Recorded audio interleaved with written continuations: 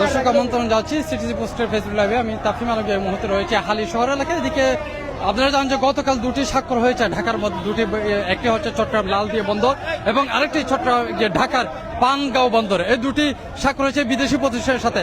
সেই সাথে চট্টগ্রামের এনসিটি এই বন্দরগুলো যাতে কোনোভাবেই বিদেশিদের না দেয়া কিংবা বিদেশিদের যে সকল বন্দরগুলো দেয়া হয়েছে সেই বন্দরগুলো যাতে তাদের যে সিদ্ধান্তগুলো যাতে প্রত্যাহার করা হয়, সবকিছু নিয়ে মূলত চট্টগ্রামের এই হালি শহর প্রাঙ্গণে যে রাস্তাটি রয়েছে বিশ্ব রোড, সেখানে এখন একটি বিক্ষোভ মিছিল হচ্ছে। অবশ্যই একটি আপনারা দেখতে পাচ্ছেন আমার পিছনে, সেখানে মশাল মিছিল আমরা দেখতে পাচ্ছি, লাল একেবারে রঙিন হয়ে গিয়েছে। আমি যদি একটু কাছ থেকে দেখানোর চেষ্টা করি আপনারা বুঝতে পারবেন আসলে যেই বিক্ষোভ মিছিলটি শুরু হয়েছে এই হালি শহরের যে এসি মসজিদ আছে, এসি মসজিদের ঠিক সামনে থেকে, সেখান থেকেই যে সকল নেতা কর্মীরা রয়েছে, বিশেষ করে স্কপ এবং আসসালামু আলাইকুম।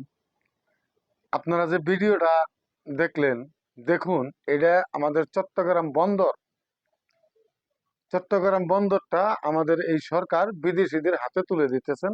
এটা চুক্তিপত্র হয়ে গেছে।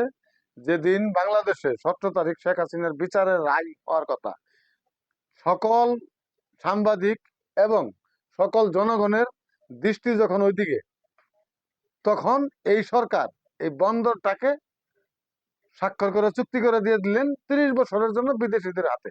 দেখুন আমাদের বাংলাদেশে কাদের কি আমরা বলবো, আমাদের বাংলাদেশের কিছু রাজনৈতিক দল আছে, উনারা ব্যস্ত খালি নির্বাচন নিয়ে, উনারা ব্যস্ত উনাদের ভোট নিয়ে, উনারা কখন ক্ষমতায় যাবে কোন দল আমাদের বাংলাদেশটাকে নিয়ে ভাবতেছে না।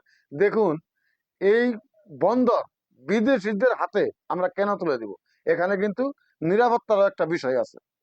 তা আমাদের বাংলাদেশের বন্দর, এটা আমাদের রক্ষা করার দায়িত্ব। এই বন্দরটা কেন আমরা বিদেশের হাতে তুলে দিব? আমি ডক্টর ইউনূস সাহেবকে বলতে চাই, তাহলে শুধু বন্দর কেন, আপনি এয়ারপোর্টও দিয়ে দেন বিদেশিদের হাতে, ওনারাও বিদেশিরাই চালায়।